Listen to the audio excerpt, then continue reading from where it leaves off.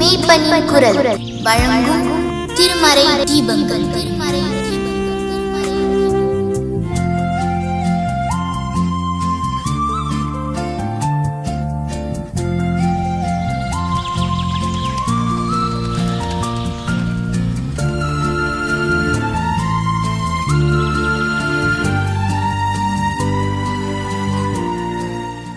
தேவகுமாரா தேவகுமாரா என்னை நினைச்சிடுங்க.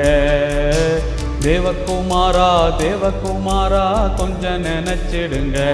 நீங்க நினைச்சா ஆசீர்வாதம் தான். என்னை மறந்தா எங்கே போவேன் நான். நீங்க நினைச்சா ஆசீர்வாதம் தான். என்னை மறந்தா எங்கே போவேன் நான். தேவகுமாரா தேவகுமாரா என்ன நினைச்சிடுங்க. தேவகுமாரா தேவகுமாரா கொஞ்சம் நினைச்சிடுங்க.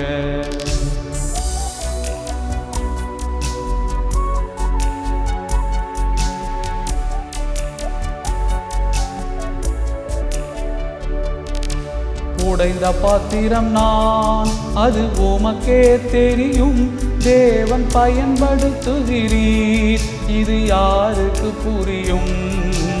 உடைந்த பாத்திரம் நான், அது உமக்கே தெரியும். தேவன் பயன்படுத்துகிறீர், இது யாருக்கு புரியும்.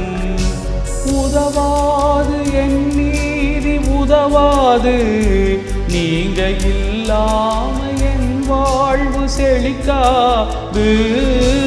உதவாது என் நீதி உதவாது, நீங்க இல்லாம என் வாழ்வு செழிக்காது. நீங்க இல்லாம என் வாழ்வு செழிக்காது. நீங்க இல்லாம என் வாழ்வு செழிக்காது. தேவகுமாரா தேவகுமாரா என்ன நினைச்சிடுங்க. தேவகுமாரா தேவகுமாரா கொஞ்சம் நினைச்சிடுங்க.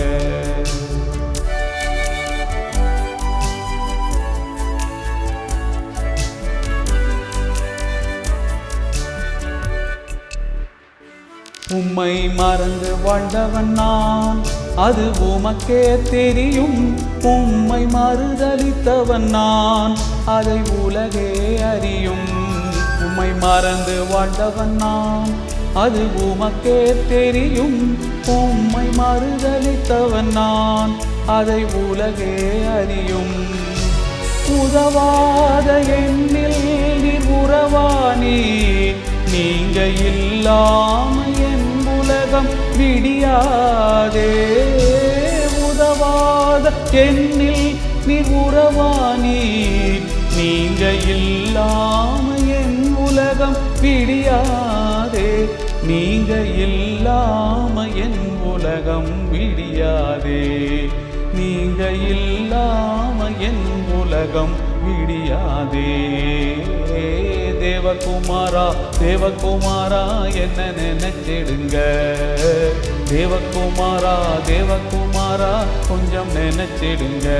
நீங்க நினைச்சா ஆசீர்வாதம் தான்.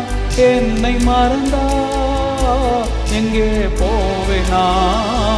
நீங்க நினைச்சா ஆசீர்வாதம் தான். என்னை மறந்தா எங்கே போவேனா. தேவகுமாரா தேவகுமாரா என்ன நினைச்சிடுங்க. தேவகுமாரா தேவகுமாரா கொஞ்சம் நினைச்சிடுங்க.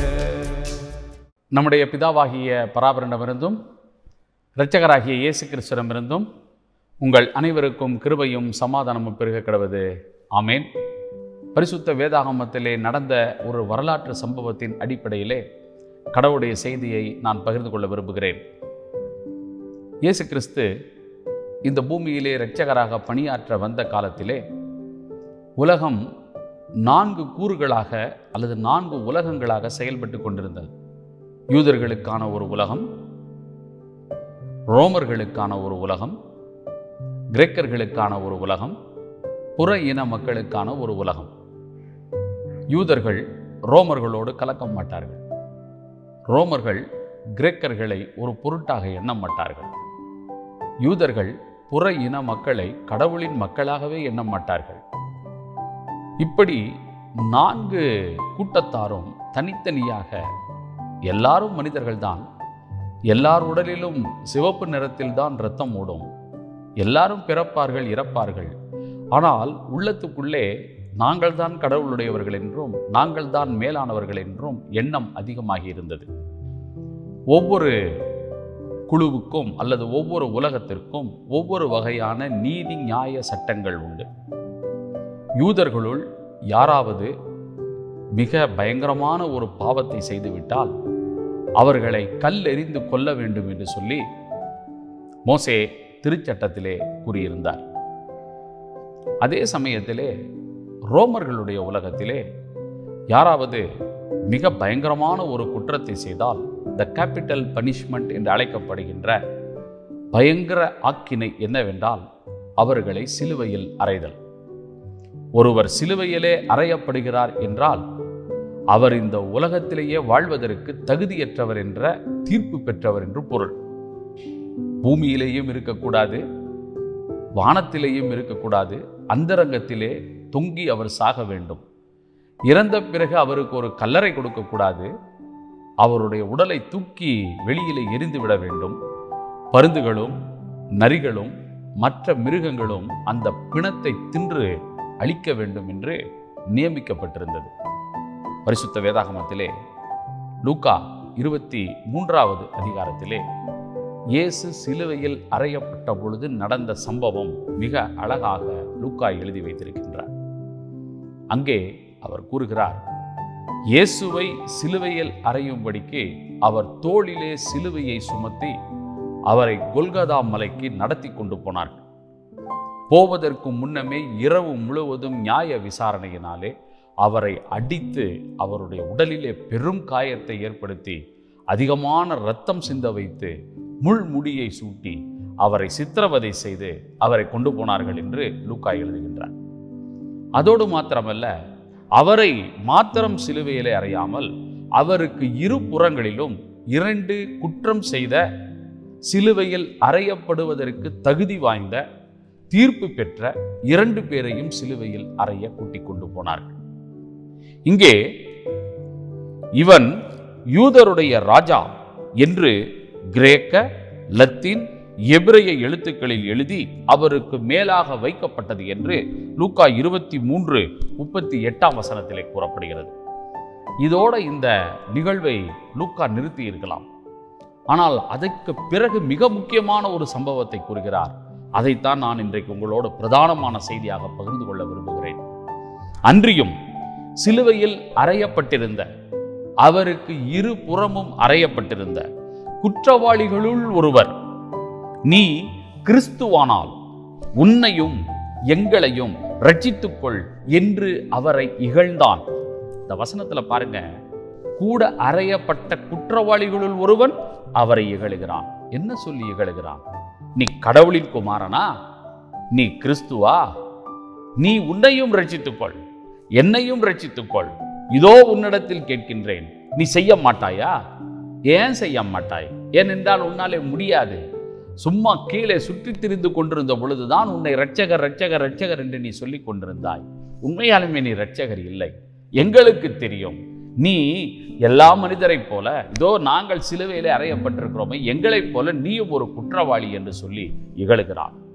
நிறைய நேரங்கள்ல இகழ்ச்சி என்பது நம்முடைய வாழ்க்கையின் ஒரு அங்கமாக மாறி இருக்கிறது. நிறைய பேர் நம்மளை அசட்டை பண்ற மாதிரியே நமக்கு தோணும். நிறைய பேர் நம்மளை இகழ்வாய் பேசுவதை போல நமக்கு தோன்றும்.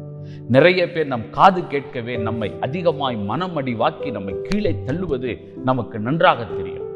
எவ்வளவு உண்மையாய் உழைத்தாலும், எவ்வளவு பாசமாய் இருந்தாலும், எவ்வளவு நம்மை நாமே அழித்து கொண்டு மற்றவர்களுக்காக வாழ்ந்தாலும், இகழ்ச்சியும் பல நேரங்களிலே நம்முடைய உண்மைத்தன்மை புரியாமல் நம்மை எள்ளி நகையாடுகிற சம்பவங்களும் ஏற்படும்.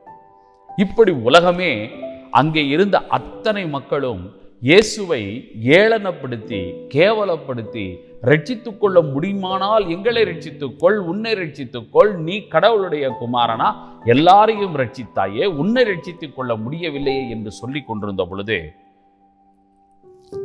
மற்றவன் சிலுவையில் அறையப்பட்டிருந்தவர்களுள் மற்றொரு குற்றவாளி அந்த இயேசுவை இகழ்ந்தவனை பார்த்து வசனம் 40 லூக்கா 23:40 நீ இந்த ஆக்கினைக்கு உட்பட்டிருந்தும் கடவுளுக்கு பயப்படுகிறது இல்லையா?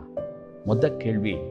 சிலுவையிலே இன்னும் சிறிது நேரத்தில் மரிக்கப் போகிற அந்த குற்றவாளி கேட்கின்றான், நீ இவ்வளோ பெரிய ஆக்கினைக்கு உட்பட்டிருந்தும் நீ கடவுளுக்கு பயப்படுகிறது இல்லையா? இது இன்னைக்கு நமக்கு ரொம்ப ஆழமான ஒரு கேள்வியாக இருக்கிறது. நம்முடைய வாழ்க்கையில் நமக்கு ஆக்கினை வருகிறதோ வரவில்லையோ, நாம் இப்படிப்பட்ட சிலுவை மரணத்தை போன்ற கஷ்டத்தை அனுபவிக்கிறோமோ இல்லையோ, நீ கடவுளுக்கு பயப்படுகிறது இல்லையா? கேட்கிறது யார்? குற்றவாளியாக தீர்க்கப்பட்டு சிலுவையிலே தொங்கிக் கொண்டிருக்கிற குற்றவாளிகளுள் ஒருவன். அவனுக்கு நன்றாக தெரியும், இனி சிலுவையிலிருந்து இறங்கி தான் போய் வாழுகிற வாழ்க்கை கிடையாது. அங்க இருந்து பிணமாகத்தான் அவன் இறங்க வேண்டும். ஒன்று தானாக மரிக்க வேண்டும், இல்லை என்றால் அவன் கால் எலும்புகளை முறித்து அவனை கொன்று விடுவார்கள் என்று அவனுக்கு தெரியும். சாகாமல் இன்னும் உயிரோடு அவன் ஓய்வு நாளிலே தொங்க முடியாது. பெரிய ஈட்டியை சம்மட்டியை எடுத்துக்கொண்டு வந்து தொங்கிக் கொண்டிருக்கிற காலிலே ஓங்கி அடி அடி என்று அடிக்க கதற கதற கதற அந்த கால் எலும்பு முறிந்து அப்படியே உடல் பாரம் தாங்காமல் கீழே வந்த பிறகு ஜன்னி கண்டு பிதற்றிக் கொண்டு அவன் சாக வேண்டும் என்பது நிர்ணயிக்கப்பட்டது. அவனுக்கு நன்றாக தெரியும், தானாக செத்துவிட்டால் பாடுகள் இல்லாமல் சாகலாம், கொஞ்ச பாடுகளோடு சாகலாம், சாகாவிட்டால் அடித்து கொல்லுவார்கள் என்று அவனுக்கு தெரியும். அப்பொழுது அவன் கேட்கின்றான், நீ இந்த ஆக்கினைக்கு உட்பட்டிருந்தோம் கடவுளுக்கு பயப்படுகிறது இல்லையா? நமக்கெல்லாம் அப்படி ஒரு ஆக்கினை வந்திருக்கா? நம்மளாம் எவ்வளோ ஆசீர்வாதமாக இருக்கிறோம். எவ்வளோ பாவங்கள் செஞ்சாலும், எவ்வளோ அக்கிரமங்கள் செஞ்சாலும், எவ்வளவு கர்த்தருடைய சித்தத்திற்கு விரோதமாக இருந்தாலும், எவ்வளோ மாம்ச பிரகாரமாக நம்முடைய வாழ்க்கையை நடத்தினாலும் கடவுளுக்கு பயப்படுகிறது இல்லையா என்று சிலுவையிலே தொங்கின குற்றவாளி கேட்கிற கேள்வி உங்கள் உள்ளத்திலும் என் உள்ளத்திலும் இந்த நாளிலே வருகின்றது. நீ ஆக்கினைக்கு உட்பட்டிருந்தும் கடவுளுக்கு பயப்படுகிறது இல்லையா? முதல் கேள்வி அவன் கேட்கின்றான். என் உள்ளத்திற்குள் இந்த கேள்வி பெரும் கிளர்ச்சியை உண்டாக்கிற்று. நான் கடவுளுக்கு பயப்படலதான், நான் கடவுளுடைய சித்தத்துக்கு அடங்கி நடக்கலதான், நான் ஏன் மனம் போனபடிதான் நடந்துகிட்டு இருக்கிறேனே ஒழிய கடவுள் சொல்லுகிறதை செய்கிற இயேசு கிறிஸ்துவின் கீழ்ப்படிதல் எனக்கு இல்லதான். கடவுள் இயேசு கிறிஸ்துவுக்கு சொன்ன கட்டளையின்படி இகழ்ச்சியையும், நீ கிறிஸ்துவா, நீ கடவுளின் குமாரனா என்று கேட்கும்போது உண்மையாலுமே அவர் கிறிஸ்து, உண்மையாலுமே அவர் கடவுளுடைய குமாரன். ஆனாலும் அவர் தன்னை நிரூபிப்பதற்காக அங்கு இறங்காமல் அவர் சிலுவை பாடுகளை அனுபவித்தாரே, அதை புரிந்து கொண்ட இந்த குற்றவாளிகளுள் ஒருவன், நீ கடவுளுக்கு பயப்படுகிறது இல்லையா? நீ அக்கினைக்கு உட்பட்டவனாயிற்றே, ஏன் உன் வாயிலே இருந்து இவ்வளவு தூஷணமான வார்த்தைகள் வருகின்றன என்று முதல் கேள்வியை கேட்கின்றார். தொடர்ந்து வாசிக்கின்றோம். 41வது வசனம், லூக்கா 23:41. நாமோ, நீயும் நானும், நாமோ நியாயப்படி தண்டிக்கப்படுகிறோம், நாம் நடப்பித்தவைகளுக்கான பலனை அடைகின்றோம். இவரோ தகாதது ஒன்றையும் நடப்பிக்கவில்லையே என்று அவனை கடிந்து கொண்டான். யாராச்சும் அப்படி ஒத்துக்குவோமா? நம்ம பாவிதாங்க, நான் தகாததை செய்ததாங்க, நான் குற்றவாளி தாங்க, ஆகவே தான் நான் சிலுவை மரணத்தை இன்றைக்கு சுமந்து கொண்டிருக்கிறேன். நாம் நியாயமாய் தண்டிக்கப்படுகிறோம், சட்டப்படி தண்டிக்கப்படுகிறோம். இந்த பாடுகளை பெறுவதற்கு நான் தகுதி என்று அறிக்கையிடுகிறேன். நீயும் அந்த அறிக்கையை இடு. அப்படி உன்னுடைய அபாத்திரத்தன்மையை, உன்னுடைய பாவ நிலையை, உன்னுடைய துன்பத்திற்கான காரணத்தை நீ கூர்ந்து நோக்காமல் அவரை பார்த்து இகழ்ந்து கொண்டிருக்கிறாயே. நாமோ நியாயப்படி தண்டிக்கப்படுகிறோம். நாம் என்னென்னவெல்லாம் செய்தோமோ அவன் முன்னால் அவன் வாழ்க்கையில செய்த அத்தனை காரியங்களும் ஒரு திரைப்படம் போல வருகின்றன. இதை நான் செய்திருக்க கூடாது, இதை நான் செய்திருக்க கூடாது, இதை நான் விட்டிருக்க வேண்டும், இப்படி நான் இருந்திருக்க வேண்டும், இந்த நிலையிலாவது நான் கடவுள் அண்டை வந்து சேர்ந்திருக்க வேண்டும் என்று அவனுக்குள் வந்த பிறகு அவன் சொல்லுகின்றான், நாம் நடப்பித்தவைகளுக்காக தக்க பலனை அடைகிறோம், இவரோ தகாதது ஒன்றையும் செய்யவில்லை. எவ்வளவு ஒரு அருமையான வார்த்தை. கீழே இருக்கிறவங்களாம் என்ன சொல்றாங்க? எல்லாம் அறிஞ்சவங்களாம் என்ன சொல்றாங்க? இவன் ஒன்றுக்கும் பயனற்றவன், திராணியற்றவன், தன்னைத்தானே ரட்சித்துக் கொள்ள முடியாதவன், கேவலமானவன், ஆகவே இவனை அறைந்து கொன்று விட்டோம் என்று மகிழ்ந்து கொண்டிருக்கும் பொழுது இவரோ தகாதது ஒன்றையும் செய்யவில்லை என்று குற்றவாளிகளுள் ஒருவன் சொல்லுகின்றான். அருமையானவர்களே, உலகத்துல நல்லா தெரிஞ்சுங்க, யார் உங்களுக்கு நல்ல சான்றிதழ் கொடுக்கணும்னு நினைக்கிறீங்களோ அவங்க உங்களை இகழும் பொழுதும், அவர்கள் உங்களை சிலுவையிலே அறையும் பொழுதும், அவர்கள் உங்களுக்கு துக்கத்தை கொடுக்கும் பொழுதும், ரொம்ப ஆழ்ந்த மன டிப்ரெஷனுக்குள்ள நம்ம போகும் பொழுதும், எங்கேயோ இருந்து எதிர்பார்க்காத இடத்திலே இவர் தகாதது ஒன்றையும் செய்யவில்லை என்று சொல்வதற்கு கடவுள் யாரையோ எழுப்புவார். இயேசு கிறிஸ்துவுக்கு அந்த பாடுகளையும் இகழ்ச்சியையும் வேதனையும் அனுபவித்துக் கொண்டிருக்கும் பொழுது இந்த கூட இருந்த குற்றவாளிகளுள் ஒருவனுடைய வார்த்தை எவ்வளோ பெரிய ஆறுதலை கொடுத்திருக்கும். ஆனா இந்த மனிதன் சொல்லுகின்றான், ஆண்டவரே, நீர் உம்முடைய ராஜ்யத்தில் வரும் பொழுது அடியேனை நினைத்தருளும். Remember me in your kingdom. உங்களுக்கென்று ஒரு அரசாட்சி வரும், உங்களுக்கென்று ஒரு உத்தம வாழ்வு வரும், நீங்கள் எங்களை ஆளுகின்ற, உலகை ஆளுகின்ற ஒரு உன்னத கிருபையான நாட்கள் வரும் என்று விசுவாசிக்கிறவனாய் விசுவாச அறிக்கையிடுகிறான். நல்லா தெரிஞ்சுங்க, உலகத்துல நடக்கிற சம்பவங்கள் இதோட உங்க வாழ்க்கை முடிஞ்சிச்சு. there is a dead end. இதுல இருந்து உங்களுக்கு மீளவே வழி இல்லை. இயேசுவும் செத்து போயிடுவாரு, கூட இருக்கிறவங்களும் இறந்து போயிடுவாங்க. இனிமேல் இயேசுவினுடைய ராஜ்யத்தை குறித்து, அவருடைய சுவிசேஷத்தை குறித்து, அவருடைய ஊழியத்தை குறித்து பேசுவதற்கு எந்த ஒரு காரியமும் இருக்காது என்று நினைக்கும் பொழுது, அவர் மரிக்கும் தருவாயிலே இருக்கும் பொழுது ஒருவன் கேட்கின்றான், உம்முடைய ராஜ்யத்தில் வரும் பொழுது அடியானை நினைத்தருளும். அருமையானவர்களே, கடவுளுடைய சித்தத்திலே மெய் மனஸ்தாபத்தோடும் மெய்யான வாஞ்சையோடும், ஆண்டவரே, என்னையும் நீர் கைவிட்டு விடாதேயும், என்னை உம்மண்டை சேர்த்து கொள்ளும் என்ற வேண்டுதலோடும் யார் போனாலும் நன்றாக தெரிந்து கொள்ளுங்கள், நமக்கு எப்பொழுதும் உறுதியான நம்பிக்கை உண்டு, நமக்கு எப்பொழுதும் தொடர்ந்த வாழ்வு உண்டு. உலகத்தில் வேணா நம்ம மரித்து போயிடுவோம், நித்திய ராஜ்யத்திலே கர்த்தர் நம்மை சேர்த்துக் கொள்கிறார், கர்த்தர் நம்மை ஆசீர்வதிக்கிறார். அதற்கு பெயர்தான் கடவுளுடைய கிருபை. இதுதான் கிறிஸ்டியன் ஹோப். எவ்வளவு பயங்கர பாவத்திலே அமிழ்ந்து கிடந்தாலும் சரி, நம்மையும் மீட்டு ரட்சிக்க, நமக்கும் தம்முடைய கிருபையை கொடுக்க, நமக்கும் புது வாழ்வை தர, நமக்கும் பரதீசின் வாழ்வின் மகிமையை கொடுக்க கடவுளாகிய கர்த்தர் சித்தமுள்ளவராயிருக்கிறார். ஒருவனும் கெட்டு போகாமல் எல்லாரும் மெய் மனஸ்தாபத்தோடு கடவுள் அண்டை வந்து சேரும் பொழுது தம்முடைய கிருபையினாலே இறங்கி மீட்டு ரட்சிப்பதற்கு அவர் வல்லவராயிருக்கிறார். ஒரு புகழ்பெற்ற சாமியார் ஒருவர் இருந்தார். அவர் ஒரு பெரிய ஆசிரமத்தை வைத்து புகழ் பெற்றவராக நிறைய மாயாஜாலங்களை எல்லாம் செய்து மக்களை கவர்ந்தெழுத்துக் கொண்டிருந்தார். அவர் ஒரு குற்றத்திலே மாட்டின பிறகு அவரை கொண்டு போய் சிறையிலே அடைத்து வைத்து விட்டார்கள். சிறையிலே இருந்து அதிக சுகவீனப்பட்டு அவர் ஒரு மருத்துவமனையிலே போய் சிகிச்சை பெறுவதற்காக அனுமதிக்கப்படுகிறார். அந்த முக்கியமான அந்த சாமியாரை பராமரிக்கவும், அவருக்கு தினமும் போய் தேவையான நர்சிங் அசிஸ்டன்ஸ் செய்யவும், அவரை அந்த ஐசியூலே பத்திரமாய் பாதுகாத்து கொள்ளவும் ஒரு கிறிஸ்தவ நர்ஸ் ஒருவருக்கு கட்டளை கொடுக்கப்பட்டது. அந்த கிறிஸ்தவ நர்ஸ் காலையிலே போன உடனே, ஐயா, நான் உங்களுக்காக ஜெபிக்கிறேன் என்று சொல்லிவிட்டு அவருடைய ஆத்மாவுக்காகவும் அவருடைய பாடுகளிலே இருந்து விடுதலை கிடைக்க வேண்டும் என்றும் உருகி ஜெபித்து விட்டு மருந்துகளை கொடுத்து விட்டு மற்ற காரியங்களை செய்துவிட்டு போய்விடுவார்கள். தினமும் 2-3 ஷிஃப்டில் நிறைய செவிலியர்கள் வந்து அவருக்கு ஊழியம் செய்தாலும் இவருக்கு காலையிலே இந்த பெண் வந்து ஜெபிப்பது உள்ளத்திற்குள் ஒரு பெரிய ஆறுதலை கொடுத்தது. ஒரு 5-6 நாட்கள் ஆன பிறகு வேதத்திலிருந்து ஒரு வசனம் வாசித்து ஜெபிக்கலாமா என்று அந்த பெண் கேட்டார். செய்யுங்கள். வாசித்து ஜெபித்த உடனே அவருடைய கண்களிலே கண்ணீர் விழிந்தது. அவர் கடவுளுக்குள் தன்னை ஒப்புக் கொடுத்தார். நான் என்ன செய்திருந்தாலும் என் வாழ்க்கையிலே எனக்கு உம்மோடு கூட இருக்கக்கூடிய பரதீசின் பாக்கியத்தை கொடும் ஆண்டவரே என்று அவரும் உள்ள முருகி கேட்கத் தொடங்கினார். வீக்கெண்டு வந்தது.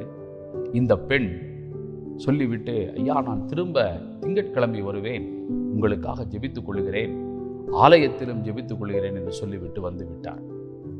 திங்கட்கிழமை போனால் கோமா ஸ்டேஜுக்கு போயிட்டார். ரொம்ப மோசமான நிலையில் இருக்கிறாரு. எந்த விதமான உணர்வும் இல்லை. எல்லா மெடிக்கல் பேராமீட்டர்ஸ் அப்படியே குறைஞ்சிக்கிட்டே வருது. இப்போ இந்த பெண், ஆண்டவரே, உலகத்தில் எத்தனையோ மக்கள் அவரை சுற்றி இருந்தாலும் அவர் கடைசியாக பாடுபட்டுக்கிட்டு இருக்கிறப்போ உம்முடைய வசனத்தை சொல்றதுக்கும் உம்மோடு அவரை இணைத்து ஜெபிப்பதற்கும் எனக்கு வாய்ப்பு கொடுத்தேன். இவருடைய ஆத்துமாவை நீ ரட்சித்துக் கொள்ளும் என்று சொல்லி உள்ள முருகி ஜெபித்து விட்டு போய் பார்க்குறாங்க. மதியத்துக்கு மேலே அவர் இறந்து விட்டார் என்ற செய்தி வருகிறது. அவரை சுமந்து கொண்டு போனார்கள். அவருடைய முறைமையின்படி அவருக்கு கடைசியில் செய்ய வேண்டிய காரியங்களை செய்து முடித்தார்கள். அந்த பெண் என்னிடம் பேசும் பொழுது சொன்னார், அவர் ஞானஸ்நானம் பெறவில்லை, அவர் எந்த ஆலயத்திற்கும் வரவில்லை, அவர் எந்த நாம் செய்கிற காணிக்கைகள் கொடுக்கிறது போன்ற சடங்காச்சாரங்களை எல்லாம் செய்யவில்லை. ஆனால் மரண படுக்கையில் இருந்த பொழுது நீ இயேசுவை நோக்கி பாருங்கள் என்று நான் அவருக்கு வழிகாட்டி விட்டேன். அவரும் விசுவாசித்தார் என்று நான் நம்புகிறேன். ஜெபிக்கும் பொழுது அவருடைய உள்ளத்துக்குள் அந்த அசைவு ஏற்பட்டதை நான் உணர்ந்து கொண்டேன். அவர் கடவுளோடு இருப்பார் என்று நான் நம்புகிறேன். இயேசு அவரையும் ரட்சித்திருக்கிறார் என்று நான் அறிக்கையிடுகிறேன் என்று சொன்னார். அருமையானவர்களே, கடவுள் யாரை ரட்சிப்பார்? யாருக்கு வாழ்வு கொடுப்பார்? யாருக்கு நித்திய ஜீவனை அளிப்பார்? யாரை தம்மோடு சேர்த்துக் கொள்வார்? யாரை அவர் சேர்க்காமல் தள்ளி விடுவார்? யார் முரட்டாட்டமாய் கடவுளை விட்டு விலகுவார்கள்? நமக்கு தெரியாது. ஆனால் ஒன்னே ஒன்று நல்லா தெரிஞ்சுங்க, மெய் மனஸ்தாபத்தோடு அவரிடம் போகிற ஒருவரையாவது அவர் கைவிடாமல் தம்முடைய பிள்ளையாக சேர்த்துக் கொள்கிறார். இங்கே ஆண்டவரே, நீர் உம்முடைய ராஜ்யத்தில் வரும் பொழுது, லூக்கா 23:42, உம்முடைய அடியேனை நினைத்தருளும் என்றான். 43வது வசனம், இயேசு அவனை நோக்கி, இன்றைக்கு நீ என்னுடனே கூட பரதீசில் இருப்பாய் என்று மெய்யாகவே உனக்கு சொல்லுகிறேன் என்றார். கேட்டவங்களுக்கெல்லாம் எப்படி இருந்திருக்கும்? இவர் எங்க பரதீசுக்கு போறாரா? இவனை பரதீசுக்கு கூட்டிட்டு போறாரா? இவர் என்ன கடவுளுடைய குமாரனா? அவங்க உள்ளம்தான் இருள் நிறைஞ்சிருச்சு. அவங்க உள்ளத்துக்குள்ள கடவுளுடைய அன்பு புரியல. ஆனா ஒரு குற்றவாளியாக சிலுவையிலே மரணத்தை எதிர்நோக்கி கொண்டிருந்த அந்த மனிதன் பரதீசில் இயேசுவோடு கூட இருக்கும் பெரும் பாக்கியத்தை பெற்றார். அதுதான் நமக்கு இன்றைக்கு அடிப்படையிலே தேவை. கடவுள் நம்மோடு இருப்பதைப் போலவே நாமும் கடவுளோடு இருப்பதற்கு மெய் மனஸ்தாபம் தேவை, மெய் விசுவாசம் தேவை, மெய்யான அறிக்கை தேவை, மெய்யான வேண்டுதல் தேவை. கர்த்தர் அவற்றை கண்ணோக்கி பார்க்கின்றார். ஆகவே விசுவாசத்தோடும் நம்பிக்கையோடும் என்னையும் கடவுள் ரட்சிப்பார் என்கின்ற உறுதியோடும் நம்மை நாம் கிறிஸ்துவுக்குள் பலப்படுத்திக் கொள்வதோடு, யார் யாரெல்லாம் ரொம்ப டிப்ரெஷன்ல இருக்கிறாங்களோ, யார் யாரெல்லாம் எனக்கு வருங்காலமே இல்லைன்னு நினைக்கிறாங்களோ, யார் யாரெல்லாம் எனக்கு இனிமேல் ஒரு சந்தோஷமான வாழ்க்கையே கிடையாதுன்னு நினைக்கிறாங்களோ, யார் யாரெல்லாம் என் வாழ்க்கையே ஒரு முற்றுப்புள்ளிக்கு வந்து விட்டதே, என் வாழ்க்கையே நான் வீணடித்து விட்டேன் என்று நினைத்து கொண்டிருக்கிறாங்களோ, அவங்களுக்கெல்லாம் go and give the message of hope. நம்பிக்கையின் செய்தியை கொடுங்கள். உனக்கும் வாழ்வுண்டு. உன்னையும் ஆசீர்வதிக்க இயேசு கிறிஸ்து சித்தமுள்ளவராயிருக்கிறார். உன்னையும் நேசிக்கிறார். உன்னையும் தன்னோடு அணைத்துக் கொள்ளுகிறார், இணைத்துக் கொள்ளுகிறார். உனக்கும் பெருவாழ்வு தர உண்மையுள்ளவராயிருக்கிறார் என்று அறிக்கையிடுவோமாக, அதனை உறுதிப்படுத்துவோமாக, விசுவாசிக்க செய்வோமாக. அதற்காகத்தான் நாம் ஆண்டவருடைய பிள்ளைகளாக இருக்கிறோம். அந்த திரியேக கடவுளுடைய அன்பும் கிருபையும் பாதுகாப்பும் வழிநடத்தலும் என்றும் நம்மோடு இருந்து நம்மை காத்து வழிநடத்துவதாக. ஆமென். ஜெபிப்போமாக. நல்ல கர்த்தாவே, நாமோ நடப்பித்தவைகளுக்காக இந்த ஆக்கினையை அனுபவிக்கிறோம். இவ்வளோ பெரிய ஆக்கினையை பெற்ற பிறகும் நீ கடவுளுக்கு பயப்படுகிறது இல்லையா? இவரோ தகாதது ஒன்றையும் செய்யவில்லை. ஆண்டவரே, அந்த மனிதனுடைய உள்ளத்திற்குள் எப்பேற்பட்ட ஒரு விசுவாசம் இருந்திருக்கிறது. ஆண்டவரே, உம்முடைய ராஜ்யத்தில் வரும் பொழுது அடியானை நினைத்தருளும். இன்றைக்கு நாங்களும் அப்படியே கேட்கின்றோம். உலகத்திலே நாங்கள் எவ்வளவு கேடானவர்களாய் இருந்தாலும், எவ்வளவு உம்முடைய சித்தத்திற்கு விரோதமானவர்களாய் இருந்தாலும், உம்முடைய தேவ அன்பு எங்கள் உள்ளத்திலே ஊற்றப்படட்டும். ஆண்டவரே, உம்முடைய கிருபை எங்களை தாங்கட்டும். சுவாமி, உம்முடைய இரக்கம் எங்களை சூழ்ந்து கொள்ளட்டும். ஆண்டவரே, எவனுடைய பாவத்தை கர்த்தர் எண்ணாதிருக்கிறாரோ அவன் பாக்கியவான் என்று சங்கீதக்காரன் சொல்கிறான். அப்படிப்பட்ட மன்னிக்கப்பட்ட, கர்த்தராலே ஏற்றுக்கொள்ளப்பட்ட, ஆசீர்வதிக்கப்பட்ட வாழ்வை எங்களுக்கு தாரும். இயேசுவின் திருப்பெயராலே எங்களை ஒப்படைத்து ஜெபிக்கிறோம் ஜீவனுள்ள பரமபிதாவே, ஆமென்.